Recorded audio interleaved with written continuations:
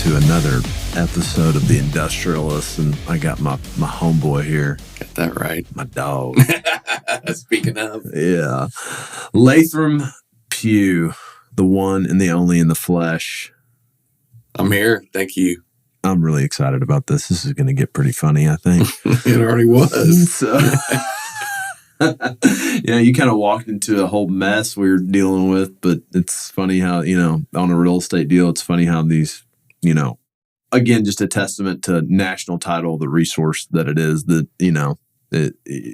we kind of just run through the whole thing in 2 seconds and, but the deals we buy always have hair on them. There's always, but that's where we make money, right?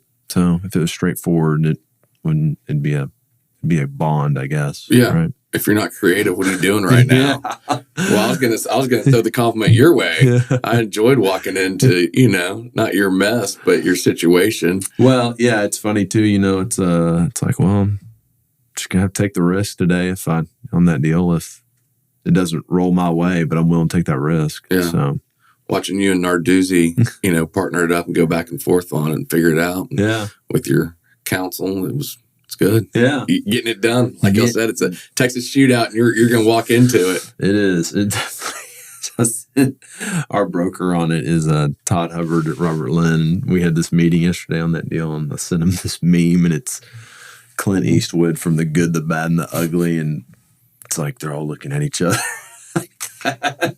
And then it has this like little girl at the end of it go, like, who's going first? Yeah, right.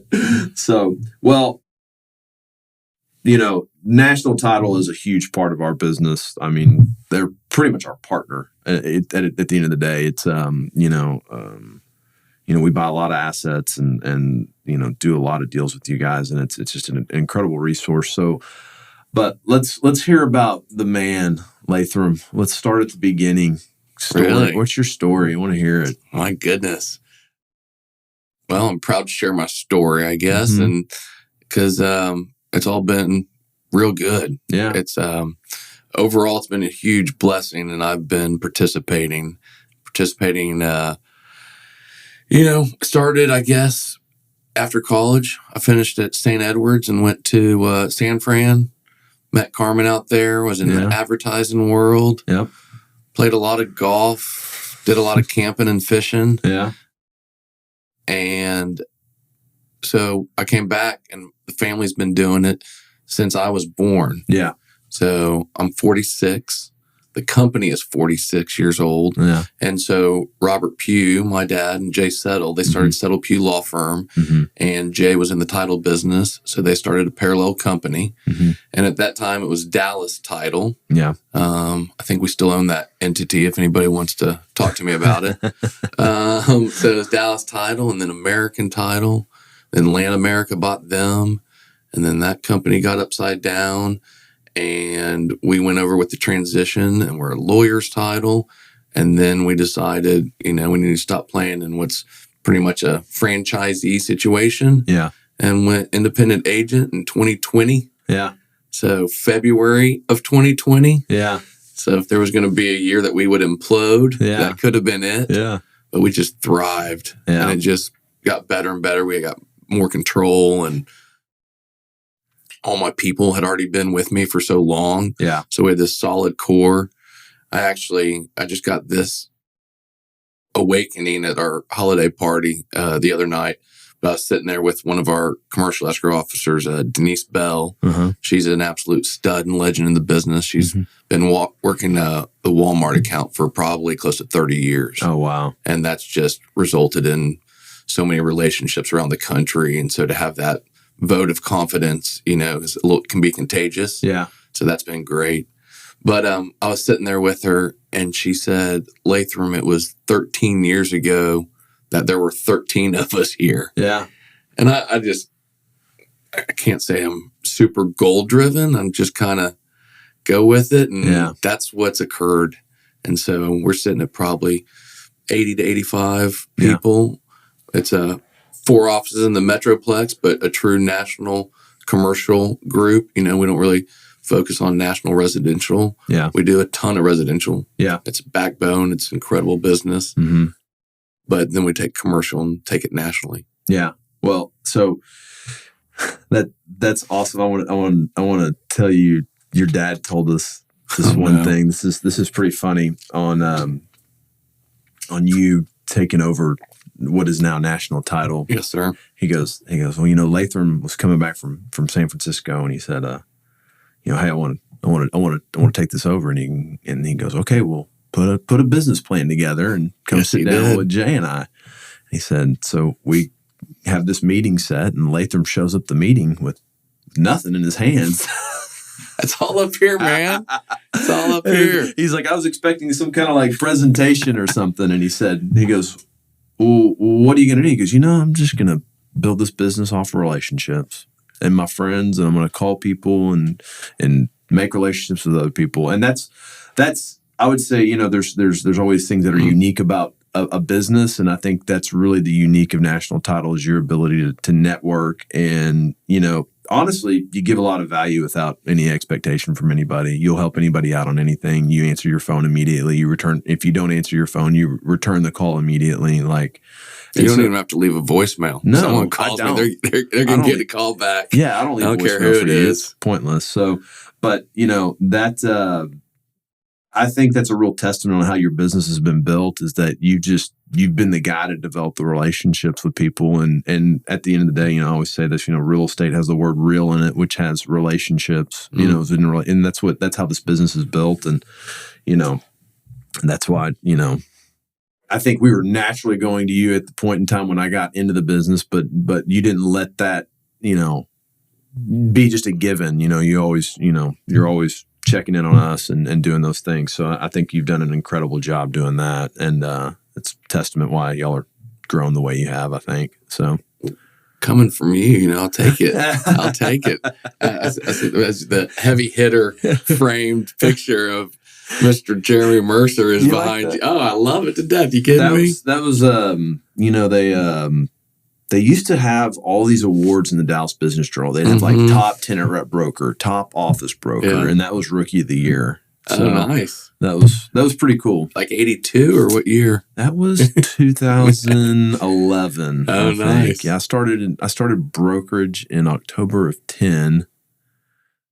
I know my hair dates me older than that. So they don't do that in any form anymore. I mean, I totally remember. Yeah. Everybody loved it. Like, who did the best capital markets deal? Yeah. And it was like a whole thing. I wonder why they wouldn't keep rolling with that. Well, it was so funny. I didn't know what it was, because they called me and they were like, hey, we need to set up an interview with you. And I was like, why? And right, especially then you said rookie, right? They're like, well, you're going to be in the heavy hitters this year or whatever. And I was like, okay. And then I was talking to Todd Hubbard at the time. I go, hey, when are you doing your interview for this stuff? And he'd got like an accolade for it, but they had like top brokers, and then they had like people that won like an award in it. Like, you know, like I said, like top tenant rep office, top tenant, you know. And then I didn't figure it out till they showed up, and they're like, okay, well, you're like going to win the Rookie of the Year award. And I was like, what? So anyways, that was pretty cool, you know. So, you know, a lot of that is talking about how Jeff got me into the business. And, you know, I think, you know, Jeff and I had always worked together on real estate stuff, and I was kind of always more like in a managerial role. But, you know, when he brought me in, you know, it was very easy for me to transition into. And then if Jeff had a deal to throw to me, like, he didn't have to worry about working on it. You know, he knew I would get it done. And he had lots of deals to work on. Yeah, and he did. He was kind of transitioning more into the business world. So, you know, I don't know how much of a true rookie I was, but, you know, I handled a lot of business. I won a lot of business that year too. But you know, being on the management side helped me really understand leases and the functions of industrial. In my position, as I'm kind of thinking about you talking about that, I don't have a lot of people that come in, especially in a sales role, with no experience. Yeah. So that's kind of a big undertaking from the mentor and the mentee. Yeah. You know what I'm saying? I mean, just saying, I'm not really signing up for that all the time. Yeah. You know, obviously the brokerage business is different than title. We have less people in sales or whatever, but I brought a lot of rookies in on the operation side all day long, right? We also actually have multiple mother-daughter relationships in our office. There's, I think, at least 3 There's 3 Wow. where we've had a mom and a daughter, and currently there's 5 of them working. The mom went home. One of the mothers, Rachel, went home, and she's a professional cake maker, and she was always really good at it, and we still get her cakes. Oh, that's awesome. So her daughter Clarissa works for us, and Clarissa actually works for a team that's run by Erica Puente and a guy named Chris McElwee, and it's a team of 4. It's my only team of 4. And it's also one of my strongest hybrid teams between commercial and residential. Okay. They handle out-of-state commercial, in-state commercial, a lot of multifamilies, what they've done a lot of, and land. And then they do all the City of Dallas grant program stuff. Yeah. So our company has worked with like Builders of Hope and the different organizations coming through the city. I think we work with 4 different ones all over the city. And so I mentioned Walmart. Yeah. And then I mentioned City of Dallas grant programs, right? So that is the spectrum of our business. Yeah. And we're handling that business all in the same place. Yeah. A lot of times it gets separated. And so she's really been able to grow, but that team is also, all 4 of them are bilingual. Oh, wow. So they all speak Spanish. And we're so proud of that. And I'm not exactly sure how, but we've been looking at just scratching the surfaces and our interest of parlaying their knowledge and their bilingual skill with some of the nearshoring stuff. I want to help the groups that are going down there. Yeah. We've done title insurance, multiple projects in Mexico. Yeah. So I feel like we could be a really good resource for someone coming out of Dallas, States, wherever, in some of those projects. We're looking at that market, the Rio Grande Valley. There's a good buddy of mine, is a teammate of mine in college, and he's down there, Hispanic guy, sharp hustler. And he's like, hey man, like he needs y'all's aggressiveness. We need some help. He goes, they need warehouses down here and I can dig it up, man. And I think we're going to, first of the year, we're going to fly down there and go spend a couple of days with them and kind of really get a lay of the land of what it is, what's going on down there. I've sold buildings down there before, but I've kind of, partnered up with a local broker on it and stuff like that. But yeah, I can find you some land. Yeah. The land is, so you got a local who can help you lock down the land. Yeah. You can figure out what to do with it for sure. But that's just what I hear. My assumption is that there's just vast land down there and there's a lot prime areas. But the reoccurring theme I hear is how much of it's locked down. Oh, so, yeah. Well, like Laredo, you can't go into, you can try to go into Laredo, but I think there's like one family that has it on lock. Got it. So I think you probably just kind of skip over that and head on down to the valley and work down there in Farr and McAllen and all that stuff. Where there is some space. Yeah. Yeah. You might have a little more shot down there. So, but we're looking at that. And, we're also looking at going down into Houston next year too. It's just, it's a lot of footage and it's close. So okay. I think I've kind of put Houston off for a long time, but like I'm finally like, okay, I think we need, we're capitalized to keep, looking for more opportunities, and that's a great market to just go into. So, but in their growth a little bit larger exponentially lately, I thought that the port was growing annually. Have you ever been to the port? No, never.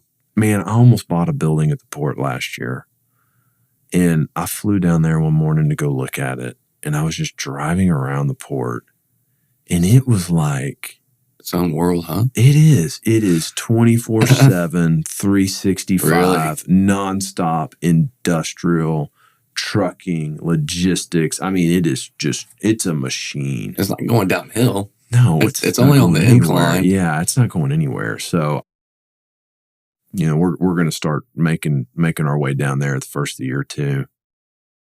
But well, that's why I love where we're sitting right here, right now. Yeah, I'm a believer that we're in the epicenter of the world. I totally agree. With 35 and 45, there's only one place to intersect. Yeah, and it's right where you're buying buildings, Matador. It's right here. It's right here. So it's we're very fortunate to, no doubt, that Dallas Fort Worth has turned into what it's turned into. It was always kind of like, I feel like Dallas Fort Worth in the past was always kind of like this other city, but they had the Cowboys, so that's kind of what put them on the map. But like now it's like it is just. I feel like we're in LA. I mean, it's like you want to drive anywhere. It's packed to the gills. Aren't they talking about putting a casino and resort in the backyard of where you grew up? Yeah. Did they buy your parents' house? Yeah, the Crooked Eye might be getting a casino. I mean, you got to think no one buys 108 prime acres and a sports franchise. It's on. Yeah, this is going down, So to that point, it's going down in Texas because you got to change the Constitution for that to happen. So it's going statewide. Yeah. So, it's funny. We were looking at Nashville as a market, and I just looked at the square footage, and I was like, I don't know why I'd go there when I can just go south 3.5 hours, and be there in Houston. So I think there'll be some opportunity there. But I think you'll start seeing. I mean, you'll see. I bet they do something there. They'll do something at the horse track. I bet they do something up here in the Frisco Prosper area for a casino. I mean, it's. And when you were talking about Nashville, you were talking about going to Nashville. We were talking about looking at that as a market to get into. And I have so many clients that focus on it. Yeah, no, it's crazy. It's good. I just, and maybe one day, but I don't think that's the next step. That was my point. No, I hear you. I was like, I'd have to go there, Atlanta, Charlotte, to get mass. So what we've kind of realized looking at, we track. Right now, we're tracking San Antonio, Austin, Dallas, Fort Worth, Oklahoma City. And Oklahoma City, Austin, San Antonio, those are all 150 million square foot markets. Dallas is 1.2 billion feet. So it's like we get to buy stuff in San Antonio and Austin and Oklahoma City, but the velocity is just, it's a lot slower. So that's why I was like. Spreading yourself too thin it's a different approach. Yeah. It's a different approach. It's a different time commitment. Yeah. Especially if you're as hands-on as you want to be in order to create that value and know what the risk is and what you can weed through. Right. So I don't know. My approach again, I wasn't trying to grow from 13 to whatever 80 plus in 13 years, but that happened. But I maybe there's a couple markets that I'd want to be in. Yeah. But on the commercial front, you don't really have to be where the product is. You got to be where the people are. Right. And so, but love Tarrant County and Fort Worth, right? Everybody wants to be in Fort Worth. We just bought a really nice building in Fort Worth on Wednesday. Oh, nice. Congratulations. Okay. Great. No, I'm happy to be a part of it. Yeah. No. We bought a really nice tilt wall, 2 tilt wall buildings. We got an incredible Nardizzle did a good job of digging that one up. And well, I told you about my buddy buying the pallet company. Yeah. So just more investment dollars keep going that way. Yeah. And I see that from everybody. The thing I like, what I've noticed about Fort Worth is you can kind of get a lower price per pound on the property, but the lease rates are similar to Dallas. Well, so the yield is better, and I love Fort Worth. That's simple math. I can count that. Yeah. So it's funny, when me and my wife were living in Irving when we decided we needed to move, and we ended up in Prosper. But I always say if we would have looked a little longer, we might have ended up in Fort Worth. I really like Fort Worth a lot. It's an awesome town. But yeah, no, we're very bullish on Fort Worth. We work with a lot of brokers out there, and the NAI guys, we work with them a lot. And Mercer Company just opened just opened an office in the stockyards. Yeah. So that is exciting. It's, like I said, everybody's doing it. Yeah. No, that's great. It's that's a commitment too. Yeah. No, you gotta be in it. So that was the thing. I think for the longest time, I think Mercer Company would send a guy out there.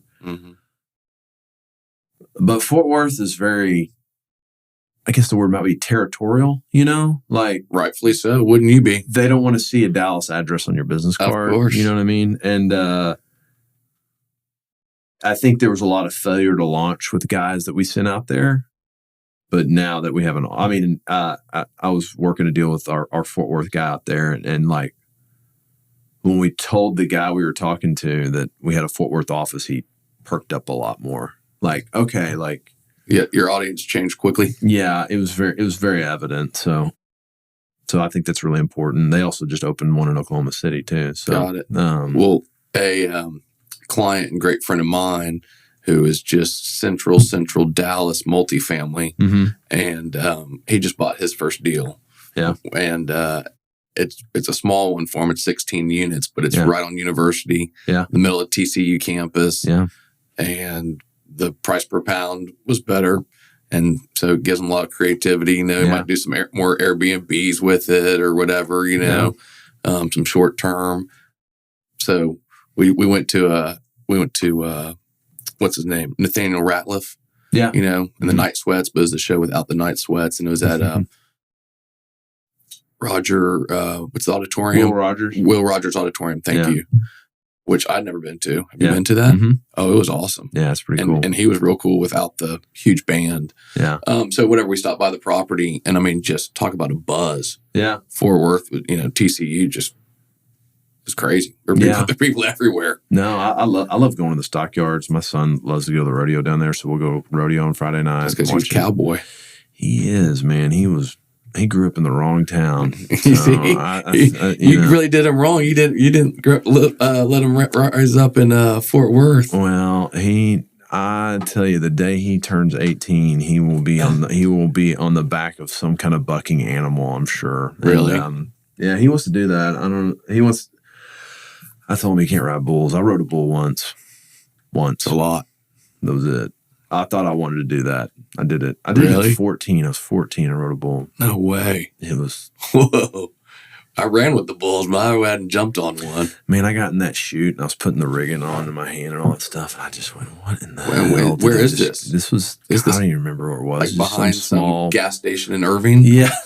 That little hometown rodeo? Yeah, no, it was some small little rodeo somewhere here in town. I can't remember I can't even remember where it was. But like, I mean, I just remember sitting on that animal and putting my hand in that rigging, and I was just like, did you work up to this? No. Was there like a sheep or something? No. This was straight bull. Get right on it. And hey, hence the Matador name. Yeah. Still trying to round up those cows. So yeah, man, I got in that chute and I was like, I don't know what I just got myself into, but I'm in it. Like, I can't like get out of this. And man, that chute opened. I don't even remember what happened. Like, it was just a blur. But I do remember getting thrown off, and I'm sitting there on all fours and my hands and knees, and I look up, and that bull's hoof, he's kicked up in the air, and it's that hoof. Shut up. I just like feel the graze of it, like the wind of it on my face. All right, so you didn't get smacked. I didn't get smacked, and I was like, praise Jesus. That was a sign that this is not for me. I was that close for death. Yeah. Oh, so I'm glad you made it out of there. Yeah, and so, anyways, that's what my son. I was like, you're not riding bulls. Yeah. Sorry. You can maybe ride broncs. I don't know. Trey Fricky hits those cutting horses. Yeah. Hits them hard. Yeah. That's crazy. It's a full-time gig. Yeah. That's a whole nother, that's like the, what is it? What do you want to call it? That's like the real high end of rodeo. He's the aristocrat of the cowboy. Yeah. That's the, I mean, you're talking about sometimes a $500,000 horse, maybe? Yeah. Or something like that. It's real. It's like, have you ever driven past the 4-6's ranch? Okay, it's real popular now because Taylor Sheridan bought it and all this stuff. But I've never seen it though. I've been driving by it for years. Where is it exactly? It's like out near Benjamin on the way to Lubbock. Okay, sorry, got it. But I always thought it's funny. You drive past the 4-6's ranch and they have an airstrip. I'm like, yeah, because some people that buy these kind of horses just fly their plane in to look at it. There you go. And but yeah, I think he's. I've got him focused on football right now, but I think once that is over, he will be starting a new career in the rodeo world. Yeah. So I'm thinking about that 4-6's ranch or whatever. I see so many, good country folk who are land rich and be able to parlay that, and they believe in land, and they believe in cattle. Yep. And I've got this really good. He's become a good friend, and he's a ranch broker, and he's living it. Yeah. He's in his probably late 30s now, Yeah. and he's been the mayor of his little town. Yeah. Every dollar he has in cows or in land. And it has been tremendous for his family. Really? Oh, and his clients, come and do deals with him over and over, more investment, not just recreational ranch owners, but, they like to do both. They'll hunt it for a little bit and then parcel it out, whatever it may be. He's helping them make sure that they've got leases, people who he's just brokering for, just like you would do with the industrial deal. He's making sure they got a cattle lease, so they've got either income or plus the tax benefit. And he just, we laugh about it. He's like, Lathram, I can't have $1 in my bank account. Yeah. He just is allergic to the money because he just believes that much in cattle and land. And also, will watch the market. And I don't know what the stat is right now, but something like there's less cows per capita than there's ever been in history. Really? Did you know that? No. Yeah. So beef prices are high right now. And it's either there's just less cows, period, than there's been in the last some time period, or it's per capita. Yeah. But there's, because there's also less people ranching. Yeah. It's so, you got to have that 4-6. You got to probably have an airstrip just to have a, true cattle operation. So back to my son, he's a big hunter. And one day he goes, Dad, I want to be a hunting guide. I was like, bro, you don't want to be a hunting guide. I was like, you have to hunt every day. And it just becomes, it's not fun anymore. I go, you want to do real estate, but what you want to do is you want to sell the ranches. There you go. I go, so you should get into selling ranches because you got to go hunt them first to make sure so you can market that there is, Mm-hmm. I go, just go get your degree in finance and then get a minor in ranch management and hook the Polaris up to the back of your truck and you're off, So I'd see him just living in West Texas on a house on 200 acres in the middle of nowhere and driving around selling ranches. One of the most successful ranch brokers I know, that's how he started out. He was managing some big ranches out in West Texas. Yeah. So he just was earning his stripes and putting the sweat equity in on these properties and gaining a reputation. And then he's just become an incredible ranch broker. They're marketing machine. Yeah. They got some real smooth marketing. And the guy I was mentioning earlier, because I used to think about ranch brokers maybe get like 3 deals in a year or something, right? That's just what was in my head growing up or whatever. Yeah. This one guy, I think he did with us in 1 month, 12 ranch transactions. And I think he had 2 at another title company. He did 13 or 14, I know was the number, in 1 month. And those usually aren't small transactions. Not usually. Those are good sized deals, and they're all sales.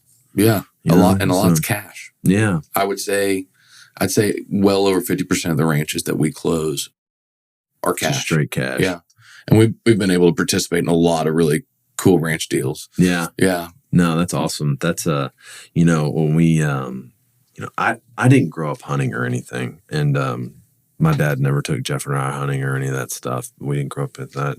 But Jeff kind of got into it in college a little bit. And then when I got to college, there was a good buddy of mine that was a teammate of mine. And he was like, one Sunday, he was like, hey man, do you hunt? And I was like, no. He goes, well, do you want to learn how? And I was like, sure.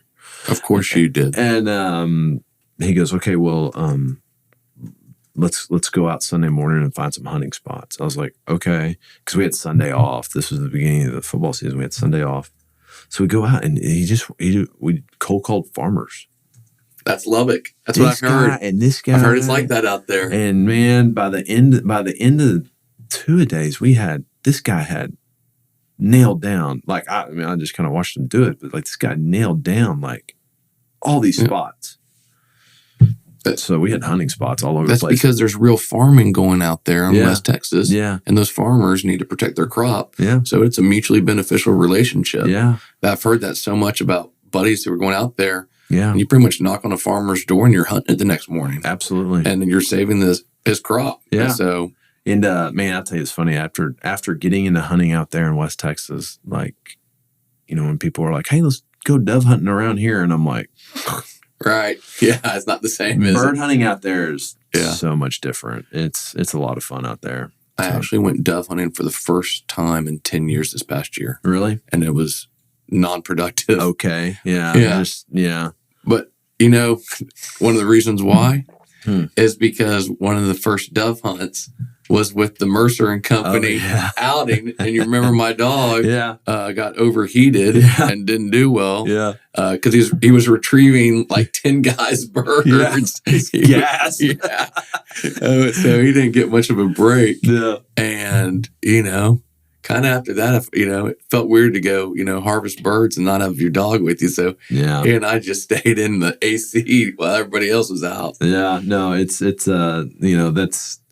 funny, right now it's the Christmas season right now. And, the song, it's the most wonderful time of the year. I always sing that when it's opening weekend of Dove. I'm like, it's football starting. Yeah, there you go. That's what you're more excited about. I know. This is, we got dove hunting, football starting. So that's the most wonderful time of the year for me. So, so how many years is this now for Matador? We are rounding out, I guess this is the end of year 3. Okay. So have y'all had y'all's year end and know what's going on in 2024? Because I see the pipeline looking, I'm excited about the opportunity in front. Yeah. We had our quarterly meeting the other day. I feel like what's really cool about where we're at now is I feel like we're in a place where, in the beginning it was me and Isabella and Joey, so we're all scrambling, doing all the things. And now I feel like it's really a team where it's like, it's the assembly line, right? We're at the end of the day, I look at it like we're manufacturing a product, which is, taking it from here to here, on the closing side. Then we take it from here to here on the stabilization side. And what that's allowed me to do is just to kind of develop bigger relationships for us on, either, be capital side or, banking side or any of those things. And so, but I feel, the one thing we do here is we track every single deal that's brought to us and we track the dollar amount. And so that's where I can look every week and say, well, we only saw 25 million in opportunities last week. And then they could, out of that number, that could be 95% of it's dog crap, but we track every single one because I just look at it like the higher we can get that number every week, then the better stuff we'll see. But now we've got that number, when we started, we were looking at like 20 million a week. Now we see probably on average about 60 to 65 million in opportunities a week. Wow. And what's great with that is like, we can just wait, don't have to force a deal. We don't have to force the deal. I'm like, oh, there'll be something next week that probably works. So just, I don't have to do this, That's why I always make sure people know on like the 1031 exchange, you can sign up for it, but you can also get out. Yeah. Yes, you can get some capital tied up and that's frustrating, but people sometimes feel like if they sign up for it, they have to consummate it. Well, and so you just can't identify. Right. Totally. Yeah. You identify, then you get your money held up. Yeah. So at least you get the 45 days to figure it out, but don't force something. Right. Have the option. Right. Don't force it. Right. No, it's funny. We just did a 1031 with you guys on Neil's new 1031 side. Yeah. Great experience there. Thank you. And when we did that, I'm with you. Like I identified 3 properties, but I had one like nailed down. And that was the only one I was really going to buy. The other 2, I probably wouldn't have bought with the 1031. And, but I just identified them for the hell of it. And, but that brings up a good point that you're able to also identify 3. Yeah. So if you are going to create some options, don't feel like you also have to pigeonhole yourself. Right. So I'm excited about the education process more. Yeah. And utilizing the exchange. Yeah. Or not using it, but at least knowing what the options are. Because I'm an options guy. Well, I think there's really a void there that you could actually fill with what you're going to try to do there. If you can market it properly. There was I think First American, they had this exchange thing and they're like, and it sounded great. They're like, hey, put your stuff up here and like, pulling all the 1031 people together to look at options and like I just nothing ever happened out of it. So I think we just had our year-end meeting and it's happening. Oh, that's great. It's I think if you can pair that together, like, you know what it might be too is like, okay, well, what are you looking for? I'm looking for industrial. Okay, well, just let all the, there's a lot of guys like me that'll sell a one-off building. Hey, is there anything in your portfolio y'all would sell? I think maybe some of that hang up though, because what we're processing, and I've really gone the brokerage route the whole time. You can talk to some owners, and they're the decision makers, right? Like you're saying, you would possibly you got a one-off that you're flexible with what your plan is with it. But then also, there's only so many owners that have so many of those type of products or would understand that concept. Yeah. But there's a lot of brokers. Yeah. In industrial, right? Yeah. Every sector is different in their brokerage community. Right. And the industrial broker can have their hands in a whole lot, right? Yeah. So your broker knowledge, you might have a Matador asset, but you might know of 10 other assets of owners who are like, you know what? Yeah. I bet they want to participate. Yeah. So, I think there is a big opportunity for us. So maybe we'll talk MTG 1031 exchange. Yeah. Once that's up and rolling. Yeah. So, but we want it to be a consistent thing, and we want it to be community, and some of it has to be in person. Yeah. Because there's going to be a trust factor involved too. Yeah. So our original thought, what's our online presence? And there's going to be that, right? Because the database of inventory has got to be available, but it's got to be, it may have to be one of those old school meetings where everyone has to show up and bring a lead. Well, right? So, is that not it? Well, that is it. Let's just talk about the foundations of business, right? Okay. It starts with marketing. You got to generate leads. Then you got to be able to close that lead, and that's your sales process. Then you got to fulfill what you sold, and then you got the back office to collect it, But that's any business kind of falls into those four silos. So that was the thing when I was looking at the First American Exchange. I was like, there's just no, like y'all told me about this and I never heard from you again about it. Like, you know what I mean? Like it takes multiple touches to touch people. And that's the beauty. Like, that's kind of like the beauty. And like, I think you can take a real advantage of, and y'all do a very good job of this, but like social media, like commercial real estate is very slow to change. And there's a lot of people that just don't use it. There's a guy that sits next door to me here. He's probably developed every building up and down the toll road here. And no one knows his name. No one knows who he is. Right. So I've got plenty of those clients too. They want to operate on the DL. They do. So I understand. But then I don't think that all positions have to allow for such a big marketing piece. No. Right? No. Think how huge it was for you though. You knew how successful you could be as soon as you were able to look at so many deals. Yeah. And now all of a sudden you got that level of deals and you're, running with it. And it's watching things today and seeing what's going on, seeing people from around the world want to throw money at Matador. I don't think there's a higher compliment in what's going on there. So you can run with that for a second. Yeah. We'll have Isabella make a t-shirt or something. No, I hope everyone knows about how incredible Isabella Ling is. Makes this whole place happen. So Isabella runs the place. Yeah, no doubt. It's too easy. It is. It's she is the heartbeat and the muse of it all, right. and everything you see that gets put out there by us is vetted by her first. And thank God. Yeah, it'd be a hot mess if the rest of us did it. But that's the kind of the part I was talking about earlier, is that we built this team where it's like, I just have to worry about those things. Like she, I got to get her certain deliverables, but once I get her those things, it's off to the races. And same thing with Will. It's he's out there pounding the phones all day long, looking for deals, and then everybody else here's back here just cooking it all up. So, I've got another good buddy and client. His name's Barrett Lindbergh. Yeah. Barrett, he was a commercial lender. On Twitter. There you go. And that doesn't surprise me. He's real in the opportunity zone stuff, right? He's got that nailed down. Opportunity zone wizard. Yeah. And sharing the recipe with everybody. Yeah. He's working the different tax abatements and options with the city and county. Yeah. And his willingness to share it with the world. Yeah. So people close to us put a lot of investment and faith in him as well. Yeah. And have for a while. So interesting to watch. Yeah, no, you sent me his number, and I want to call him, reach out to him because I want to talk to that guy. Yeah. He seems very.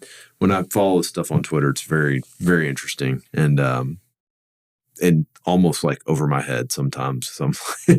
Oh, I mean, he knows it's well over mine. He knows he's going to a that different stuff, level. like, but he's. I guess what I also admire is that there are some advantages out there that these cities, you just got to put in that extra effort to get it, right? I mean, I don't know how many incentives they are to have you open up a new pallet company or something somewhere, as you were saying the other day, right? Talk about scarce inventory. Yeah. But, because I also think about the City of Dallas grant programs that we were talking about on the residential side too. Yeah. So I want people to be able to take advantage of a system that's out there. Yeah. Right. And it's not being well marketed. How about that? Well, that's something that should be marketed. To a degree that I think the municipalities don't want it marketed. I guess. I mean, there's a section of Brook Hollow that has an empowerment zone over it. And they don't have a billboard announcing that? No. And billboards. They did it because that's where the Salvation Army's going. Got it. And it's funny. I was having lunch with Jack Crow. He owns Shoal Creek. He's a new client of ours. Oh, is he? Yeah. He do a good deal with y'all? Yeah. We've done multiple deals with them. That's awesome. Yeah. Him and Wilson are great. They're salt of the earth. Yeah. We share a lot of information with each other, and we're in each other's portals, and we invest with each other on each other's deals and stuff. And that's just complete, epitome of the relationship piece. Yeah. And what I'm so proud about that new relationship for us, they closed a deal with one of our teams. Yeah. Enjoyed that experience so much that they reached out to us. And so we facilitated a meeting based on their request. Yeah. And I don't know how often that's happening with title companies where it's not having to chase it and go win it somehow, marketing, whatever it is. So that service-driven win for a high-quality group means the world to us. Yeah, no, that's, again, that's a testament to how y'all operate. That's what it is. Yeah. But, it's funny. We were sitting there having lunch. And I was telling him, I said, he goes, he's building these buildings right there on John Carpenter Freeway. And I go, well, you know about the development. You know about the empowerment zone, don't you? And he goes, no, I found the presentation and, and he went and got it. I think he's the only one in that neighborhood that's got it. I had it denied. I met all the criteria on a deal and they just denied it. And I said, well, why? And they go, because. That's just how it goes down there? Yeah, I guess. It wasn't my building, so I told the owner, I was like, look, they said no. This isn't, like, if you want to hire a consultant or something, you can fight this some more or something. But he got it done, and it was some kind of really good tax abatement, so that'll help. I mean, that'll help him lease those buildings, right? Because I remember reading about it. Yeah. But so you got to put the work in and you got to get lucky, right? If it's government-based. Yeah, it was. I mean, I went down to the city 4 or 5 times trying to get it. It was on the Mary Kay site. We did right around the corner, and but they. How is that piece of the business? I was just with a developer yesterday, and he's developed some big stuff that people know, and he's changing industries. Really? And and he's going. He's got a cool opportunity that he created another company, and there was some reference to the city and dealing with all that. I don't have to do that. Yeah, I deal with the county and recordings and stuff. Yeah. But I'm not down there asking them for things. Yeah. And that seems like a beating. So I don't deal with it on an industrial. Okay. I won't deal with it. Actually, I take that back. I'm doing one deal right now where we have to do a zoning change, but it's worth it. And the seller's giving us the time to do it while we're under contract, and we just hire an attorney and let them run with it. We deal with it a lot on the land entitlement stuff that we do down in Central Texas. Okay. But thankfully, my partner on that is meaning taking raw land from a certain ag use to another use to multifamily, residential, commercial. Yeah. But my partner, she does all that. She's a civil engineer, and that's her gig. That's all she does all day. So, but on an industrial building, I won't touch it. It's just brain damage. I mean, the problem is this: dealing with a municipality it's not okay. People have a choice when they go to title companies, right? your company doesn't do what I need it to do, or they give me really bad service, I have an option. Cities have no competition. Like, could you imagine being in a business where no one competed with you? No, that sounds like a recipe for disaster. Well, so that is a good way of thinking about, holy smokes. You're signing up for that. You're signing up to deal with somebody that you have no other option but them. Oh my goodness. So for me, I'm like, I had a deal we bought in Little Elm, and I'm selling it on an owner finance, and the buyer and me and the city get on the phone, because I told the buyer up front, I said, hey, the city's really difficult with this property. So we get on the phone. City says, well, you're just going to have to tear the building down. I go, well, what makes you say that? And he goes, well, why is that the start? The cost to get it up to our building code is going to be more than tearing it down and building a brand new building. I said, excuse me, how many buildings have you built? Well, none. I just think it'd be like that. Well, that's the guidance that they're giving, though. Well, he damaged me. He literally damaged me, because when we hung up the phone, the buyer calls me. Hey, man, I'm going to have to tear this building down. Oh, no. So we had to reduce the note, the cost of demo, just to complete the transaction. Now, what we did is we had a trigger that said, hey, if by this certain date the city doesn't make you demo that building, then the note readjusts back up for that demo cost amount. So if you got in compliance, you go back to... Yeah. So we worked it out that way. But the city damaged me with that conversation. That's crazy. And I called my attorney, and I was like, hey, I'm ready to go the mat on this. Yeah. He goes, you can't. He said, go back to sleep. Yeah. They have immunity. Yeah. They're not going anywhere. They can't be held liable. So... But they can damage. Holy smokes. They can damage you. They can not be held liable for anything they do. And they're your only option. So that's development. Yeah. Wow. That's what you're signing up for. You answered that. So in my opinion, unless there's... And here's the thing, too. I do industrial. Nobody wants industrial. Right. I don't care, even though it is the darling asset class now of commercial real estate. But not with the government. But I mean, like, they're going to tell you, we want a mixed use development here. And I don't do that stuff. So if we, first thing we check on a building is zoning. Can we do what we want to do? Well, can we do what's doing here and do it till the cows come home and, all that stuff. So in your world, the deals you're looking at, is manufacturing, hardcore manufacturing, growing in our marketplace? I don't really see it. That's why I ask. I don't really see. I hear it, but I don't really know. I don't see it. Maybe we're not buying the right buildings for that. I don't know, but I don't really see it. Okay. I was in the manufacturing world for a long time, and there's always stuff to do in it, but I don't know. But at some point, people just make a mold and send it to China and stamp out parts. If it gets to any volume, you lose it, So as the nearshoring, the 15 to 16,000 trucks a month coming through Laredo, are you seeing that affect the product that you play in? I did. So we have seen some people come up.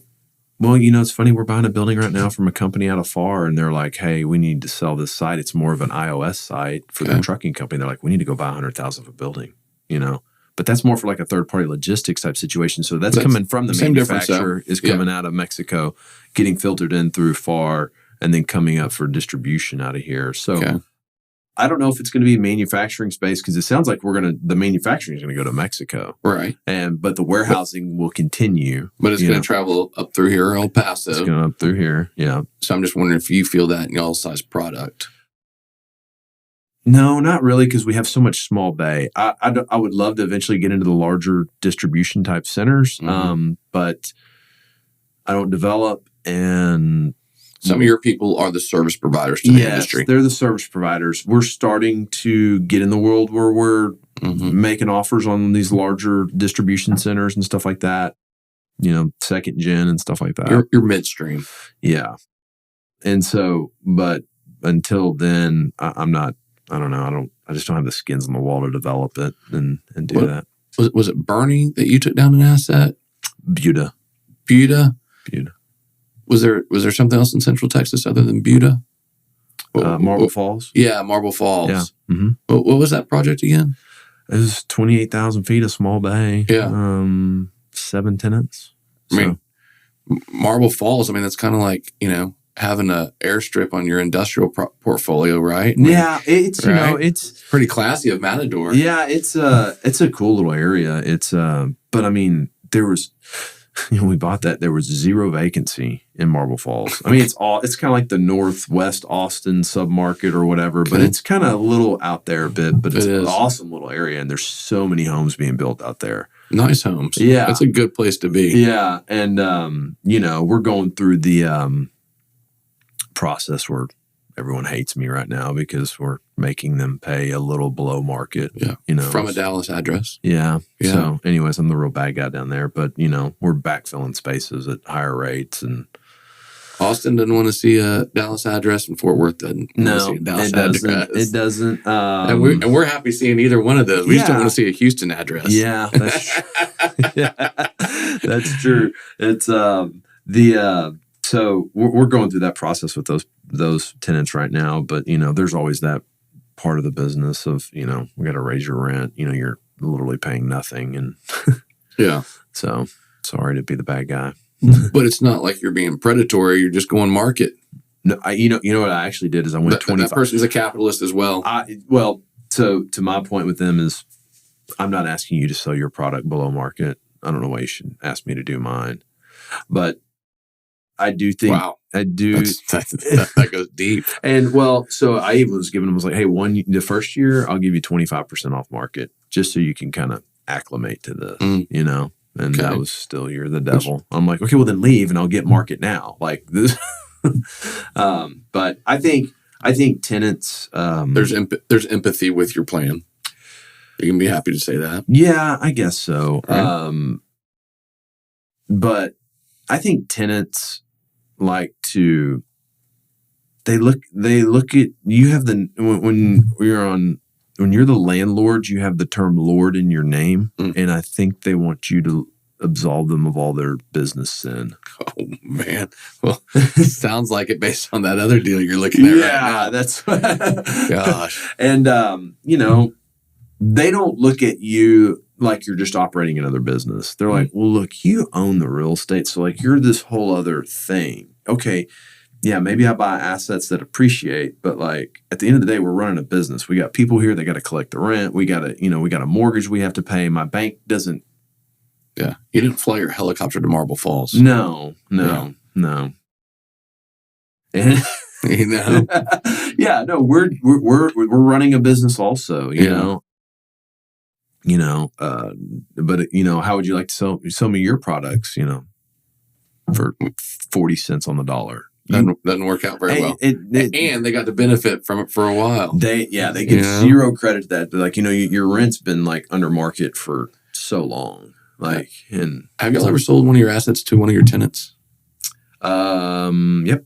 Yeah. We've sold. And that was a success, obviously, or yeah, obviously y'all wouldn't have. Yeah, we sold one to Goodnight. We sold it to. We haven't sold another one. We're fixing to sell the Caterpillar deal in January. Got it. So, Got it. Who's running that cat? Is it who's the tenant? It's the Caterpillar dealer. All right, got it. So, so it's a certain dealer of cats. Yeah. Right. So this area is the Holt cat family. Yeah. This is the Warren cat family that runs from like Midland, Lubbock up to Oklahoma City. Got it. Area. Got it. So yeah, they lease the property from us. And how often are you in Oklahoma? Probably once a quarter. Okay. Will goes up there a little more frequently. He was up there last week. He probably toured 15 buildings up there last week. So. And from where you live, though, it's not really too far. No, it's a 3-hour drive. Right. It's not bad at all. Any of our markets we can really be to by the afternoon if we left in the morning. So hence that's why we're maybe looking into the Sprinter van. Yeah, there you go. There might be a new Matador private equity Yeah. entity all of a sudden. Yeah, just rolling down the street. Yeah. So, but yeah, no, that's kind of strategic where we can just be there quickly, and that's why we still self-manage those assets. We don't hire a third party out there. You know, I mean, if we got to send a property, we just send a property manager out there and we take care of it, and so that's where I am. If I can't drive to it and get to it, that's where I'm with vacation homes, anything, So, and you talk about social media and it's not being utilized maybe so much or whatever. And I know you've made some attempts to get product out there with some people. It's hard to get some full participation, right? It's just, it's weird. You're either comfortable with it or you're not, right. And you and I both work with generations in front of us and behind us. I've realized how many generations there are below me all of a sudden. So right. I actually just brought on a new partner in Frisco, Danny Helms, and it's feels good to know him fulfilling a different part of the demographic, but still have the wisdom that, you're happy to partner with. Yeah. And so. Well, yeah, you're right up the street now from us. On Gaylord, where I think it's the original building of Hall Park. Mm-hmm. Would that make sense? Yeah. It's that first one you come in on the left. And so you don't have to drive all the way back into this big office park. So you can just get in there, a bunch of parking. We're second floor and we're done. So that's awesome. They're excited about finishing it out. I know that. Yeah. Well, okay. So, kind of like on the real estate side of things, you're kind of a barometer in a way. I would think title would be a barometer because you can kind of see all the incoming. I do, but that also means I have to pay attention to every deal that's coming through and what it is. Yeah. And I tell people straight up, if I don't know about your deal, that's the biggest positive in your life. Yeah. Because if I know about your deal, if I'm hearing about it, there's something wrong with it, right? Yeah, I mean, usually, I'd like to say that we're high-fiving on every single closing or whatever and breaking down what went on. And that's not happening, right? Because we got to go on to the next one, right? There's volume that comes through the shop. Thank God. Yeah. And so I'm a barometer because I can see who I'm doing business with. Yeah. But sometimes I don't have a detail of, oh, yeah, there's a bunch of 50,000 square foot industrial selling. Or, I know the difference between my retail center guys and my single tenant, pad site guys on retail and stuff. So I have some barometer. Yeah. And so I can see an uptick in activity. Yeah. I can tell you that land's moving, right? Yeah. People are going to be real down on land. And I still think there's going to be opportunity for some land depending on who bought it when. Right. But we've seen some land get gobbled up. We are seeing some retail movement. Retail's got I think it's a 3% vacancy right now in DFW, something crazy like that. Yeah, we're actually funding some pref on a couple of retail deals right now, and if it's something that you can see history that looks stable, I don't blame you. If the operator's good and the lease is signed, I kind of feel like the world's figured out what they are going to buy online and what services or things they're not going to buy online. Yeah. So it's kind of shaken out a little bit. Yeah. Right? I don't think there's the wave has kind of crashed on that, and it's kind of... There's going to be small waves rolling in, but hopefully no tsunami on that, but whatever. Who knows? Who knows? Yeah. God, who knows? We've seen some ranch deals are moving. Yeah. That's for sure, again. And then industrial is every time, so I've been doing it since 2003. So this is my 20th year in the business.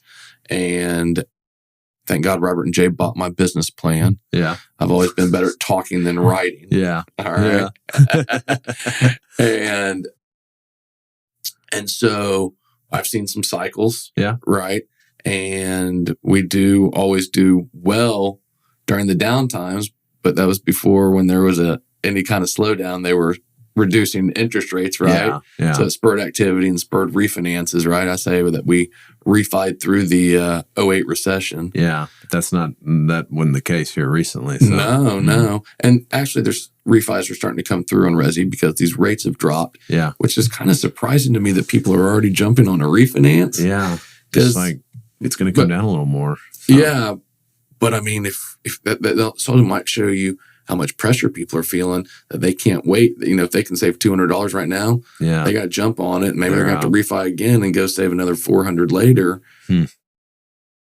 Because I couldn't imagine putting those deals together on a personal front and chewing that off or whatever. I honestly never would. I've slowed down on borrowing any money, lines of credits, things like that. I'll lend my own cash. Yeah. But I don't know, just through those different cycles, we thought that we were a little recession proof based on what we saw. Yeah. And then when the interest rates go up and that's what creates the slowdown, you're like, okay, everybody can feel it. But I'll say this right now is in the last 2 weeks, we've opened up more commercial deals than we have in the last 2 months. Well, we feel like activity's picked up for us too. We feel like our opportunities have picked up and all that stuff. So, and then after the Fed's announcement this week, I feel like it's really going to take us into 2024 pretty well. So I've already heard some banks, because if you're not watching what interest rate you're getting paid on any dead cash right now. Yeah. I've now in the mentality, I work so hard for my money. I want my money working hard for me. Yeah. Even if the dollar's sitting in the bank. So, we monitor that pretty hard and we got to do it for our escrow accounts and stuff. Sure. So we're staying on top of that for our clients. But eventually, we're already seeing these people talking about lowering those rates significantly. It's funny. We're doing an escrow agreement today on a building we're closing, and the title company's down in Austin, and they were like, "It's $200,000 escrow over the course of a year." And I go, "Hey, I want an interest bearing account." She's like, "Oh, do you really? It's a lot. It's a big pain. It's really hard to get the money out of it and all this stuff." I was like, "Yeah, this is kind of like real money now to be earned. Like, yes, I want an interest bearing account." I go. She goes, "Well, it takes a while to get it out." I go, "How long?" She goes, 2 to 3 days. I go, "Well, that's nothing. Like, give me my interest bearing account." And you should get it out in a day. Yeah. But that person probably has been in the title business forever and ever. Mm-hmm. And so she's had to tell some people that their interest rate, that everyone's going to fill out forms and then wait to get their money, that the rate that we're going to achieve was like 0.001%. Mm-hmm. So if people who are operational and don't pay attention to that, they may not understand that there's a true money to be earned. Yeah. So again, what someone else is speaking, they may not mean to be hurting you. Yeah. But they can damage you. Yeah. That's right. That's right. But yeah, because otherwise, that title company, if it sits in their escrow account, not earning interest, they're not earning interest on it either, right? So it's not coming from a predatory place. Like we want it in this other bucket. Yeah. They just don't know how important it is. Yeah. So, but you also got to push on those banks, especially for those escrow accounts, because everything's treasury heavy. And if you're making was that $200,000 going to be held for a full year, or there be disbursements? There'll be some disbursements throughout the year. So, but so it used to not make sense. Yeah. But now you want every dollar working for you. Yeah. Yeah, absolutely. Yeah. So, well, let's wrap this up. Yeah. How should we do that, you think? Because I might stay here afterwards. You can hang out all day. So. No. Well, I just appreciate you and all you do, and thanks for coming on today. And we'll have you on again at some point. But it's you're an incredible resource for us. A lot of the times we make this argument now when we buy a lot, we don't sell a lot. And usually when you're the seller, you can dictate the title company. But when you're the buyer, you're sometimes at the mercy of the seller. But we have made it a real point to drive home with them that, hey, look, this is the only transaction you're probably doing as seller. We're probably working on 5 or 6 right now. And it's nice to just be able to call one person. And you live with the title policy. Yeah, and I live with it. I don't care if a seller's paying for title. Yeah. Buyer, their lender, their attorney, their lender's attorney. Yeah. That's who's working the most with the title company. Yeah. Unless the seller's got a lot of issues. Yeah. Otherwise, and so that's what sophisticated buyers end up doing. Yeah.